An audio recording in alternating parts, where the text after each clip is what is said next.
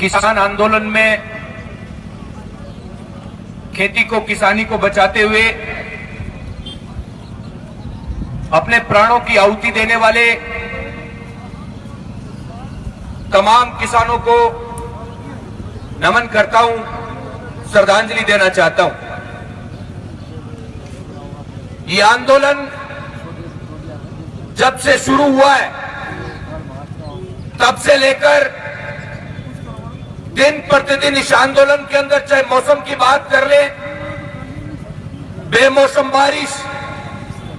सर्दी का सितम, इन तमाम परिस्थितियों का सामना करते हुए किसान देश की सरकार से लड़ाई लड़ रहा है।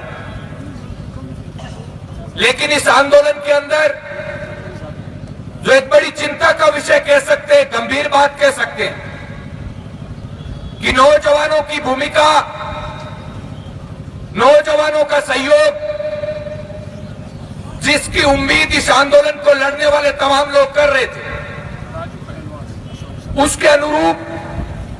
नौजवानों की भूमिका इस आंदोलन के अंदर नहीं दिखी है। इस सर्दी के मौसम के बावजूद 80-80, 90-90 वर्ष के लोग सरकार के विरुद्ध मजबूती के साथ लड़ रहे हैं। लेकिन उसके बावजूद हमारे नौजवान साथी आज भी सोशल मीडिया के दुष्प्रचार में आकर सरकार के पक्ष में, किसानों के विरोध में निरंतर समर्थन करने का काम कर रहे हैं।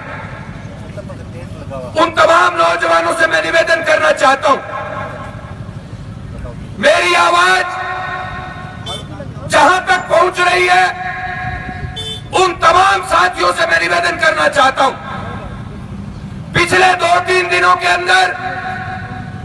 जिन विकट परिस्थितियों का सामना किसानों ने इस बॉर्डर पर किया है, उन तमाम परिस्थितियों से आप गांवों के अंदर बैठे हर नौजवान को अवगत करवाने का काम करें। अगर इस किसान की पीड़ा को अपनी पीड़ा समझते हैं तो हम सब लोगों की नैतिक जिम्मेवारी बनती है कि हम नौजवानों को जागरूक करने का काम करें। अगर इस बहुत बड़ी लड़ाई के अंदर, जो लड़ाई किसान को बचाने की लड़ाई है, जो लड़ाई किसान की जमीन को बचाने की लड़ाई है, जो लड़ाई आने वाली पीढ़ियों को बचाने की लड़ाई है,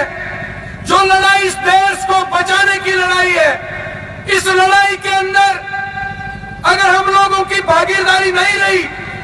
तो आने वाले समय के अंदर जो इस देश की सरकार की मंशा है,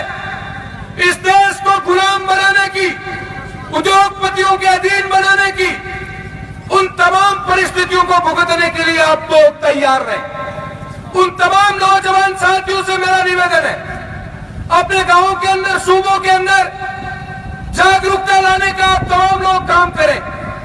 इस सर्दी के सितम के बावजूद किसान किस मजबूती के साथ इस देश की सरकार के विरुद्ध लड़ने का काम कर रहा है, हम सब लोगों की नैतिक जिम्मेवारी बनती है कि हम अपने गांवों के अंदर जागरूकता लाने का काम करें। एक नजारा